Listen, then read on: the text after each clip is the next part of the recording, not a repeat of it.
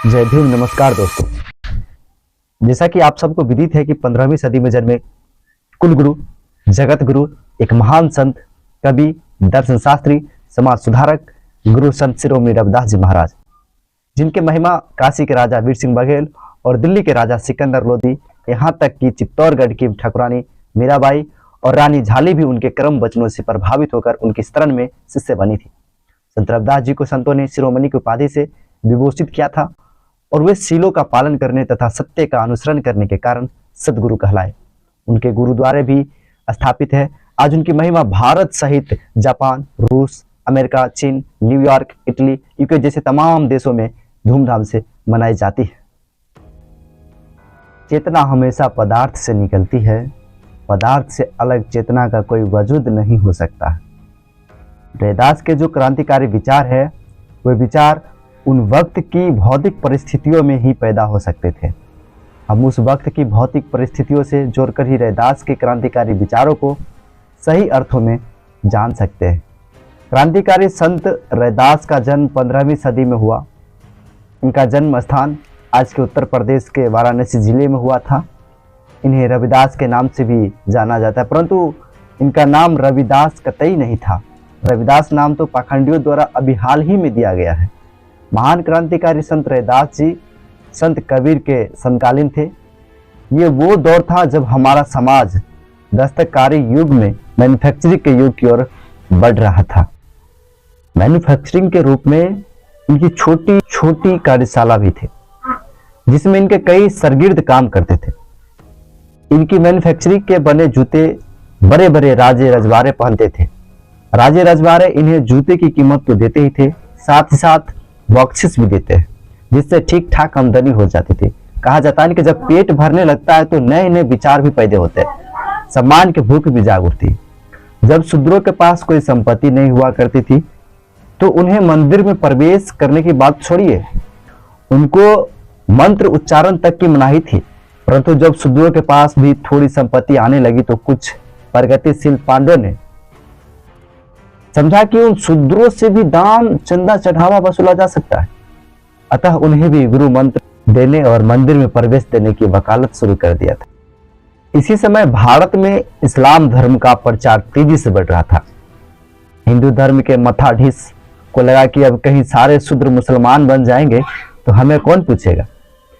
इस दबाव के कारण यहाँ तुलसीदास को अपनी रचना में राम द्वारा सबरी नामक भिलनी का जूठा बेर खाने वाली कहानी गढ़कर स्वर्णों को शूद्रों के प्रति छुआछूत खत्म करने की प्रेरणा देना पड़ा।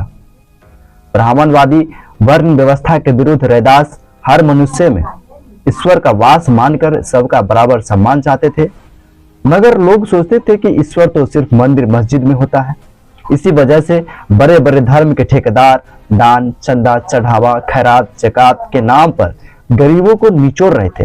तब रविदास ने लोगों को बताया, मस्जिद से कुछ घिन नहीं, मंदिर से नहीं प्यार, दो में अल्लाह राम नहीं, कह रविदास समार। रविदास जैसे लोगों की छोटी सी कार्यशाला ज्यों ज्यों बड़ा रूप लेने लगती है, त्यों त्यों रविदास जैसे लोगों का सम्मान भी बढ़ता गया। यह बात उन पाखंडियों को खटकती है जो कहते हैं, पूजिए विप्रशील गुण ही ना, शूद्र न गुणगण ज्ञान पर बिना। यही वाली धारणा पाले हुए थे।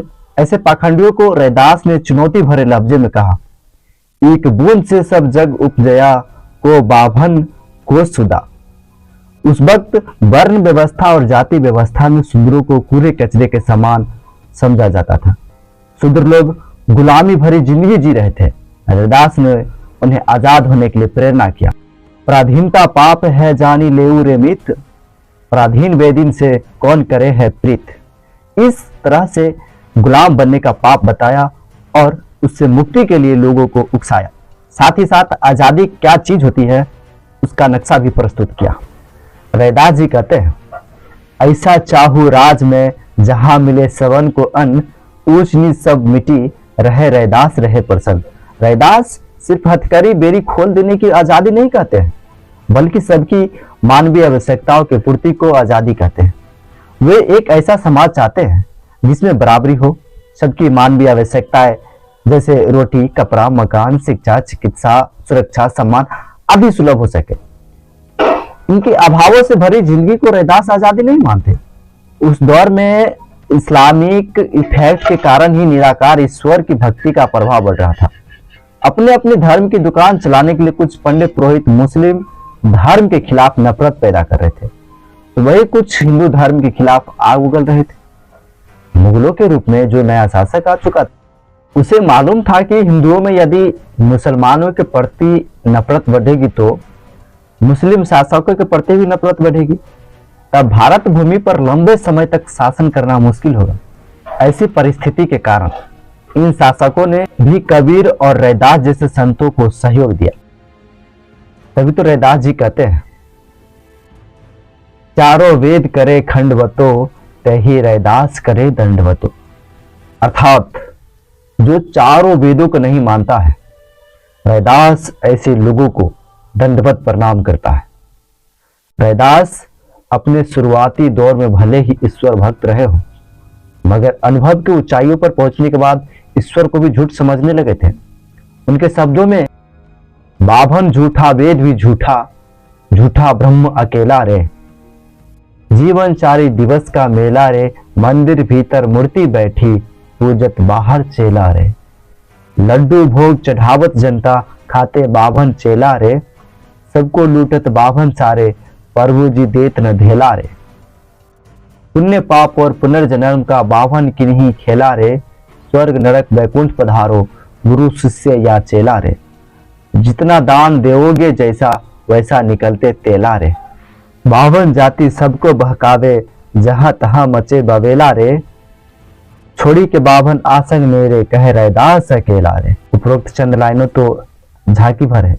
उन्होंने अपने दौर में सभी धर्मों के पाखंडियों को जमकर लताड़ा है।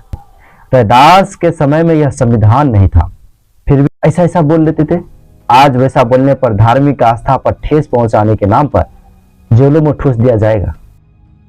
अंग्रेजों ने अपने शासन काल में जहां किसानों व दस्तकारों में से कुछ लोगों को सिर्फ छोटी मोटी नौकरियां दिया, वही सामंती वर्गों को ठेका पट्टा, कोटा, परमिट, लाइसेंस, एजेंसी, अनुदान, जमींदारी, सस्ते कर्ज, आधुनिक शिक्षा, अपनी सेना पुलिस का संरक्षण आदि देकर उन्हें बहुत मजबूर बना दिया। अंग्रेजों के आने से पहले ही कबीर और रैदास के विचार भारत में ही नहीं, कई पड़ोसी देशों में फैल चुके थे। जब अंग्रेजों ने भारत में अपनी सत्ता कायम की थी, तो उनको कबीर और रैदास के विचार खटकने लगे। वे जानते थे कि कबीर और रैदास जैसे क्रांतिकारी संतों की तार्किक विचारधारा जिंदा रहेगी तो भारत को लंबे समय तक गुलाम नहीं बनाए रखा जा सकता। अगर अंग्रेज नहीं आते तो कबीर जैसे लोगों की पीढ़ियों में से टाटा पैदा होते, रैदास जैसे लोगों की पीढ़ियों में से बाटा पैदा होते। तब बड़े बड़े स्लॉटर हाउसों के मालिक ब्राह्मण नहीं बल्कि कसाईयों में से होते, डेयरी उद्योग के मालिक अहीरों और गरड़ियों में से होते। यूरोप की तर्ज पर भारत में भी दस्तकारों में से पूंजीपति निकलते तो आज यही लोग शासक होते। तब वर्ण व्यवस्था, जातिवाद कूड़ेदान में चले जाते, परंतु ऐसा विकास भारत में नहीं हो पाया। दरअसल जब भारत में कबीर और रैदास जैसे दस्तकारों की छोटी सी कार्यशाला विकसित होकर मैन्युफैक्चरिंग में प्रवेश कर चुकी थी और 77वीं सदी आते आते उनकी मैन्युफैक्चरिंग विकसित होकर उद्योग का रूप लेने जा रही थी, उसी वक्त अंग्रेज आ गए। लेकिन शुरुआत में तो अंग्रेज हमारे मैन्युफैक्चरिंग का कुछ नहीं बिगाड़ पाए, परंतु जब उनके पास भाप का इंजन आ गया, तब वे भाप के इंजन के सहारे बड़े बड़े पैमानों पर उत्पादन करने लगे, जिससे उनका माल हमसे सस्ता पड़ने लगा, जिससे वे पूरे बाजार में छा गए। उनकी पूंजी ज्यों ज्यों बढ़ती गई, त्यों त्यों हमारी आदिम पूंजी की निगलती गई।